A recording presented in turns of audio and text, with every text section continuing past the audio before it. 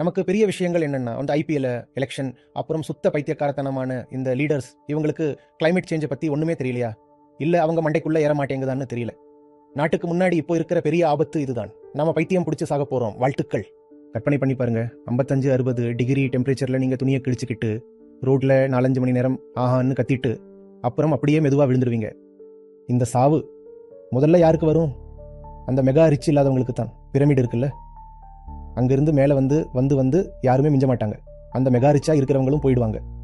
இந்தியாவோட சாதாரண மனுஷன் annually 2.5 ton carbon dioxide வெளியிடுறான். அவ்வளோதான், வெறும் 2.5 டன். அப்புறம் இவங்க செலிபிரிட்டிஸோட ஒரு பெரிய டேபிள் காமிச்சாங்க, செவரல் மில்லியன் டன்ஸ் ஆனுவலி. இதில் சொல்யூஷன் புரியுதா? இல்லை, நான் ஒரு பல்பு கம்மியாக எரிச்சா கிளைமேட் சேஞ்சாக நிறுத்திடுவேன்னு நாம் நம்ம மேலேயே பழியை தூக்கி போட்டுக்கிறோம்.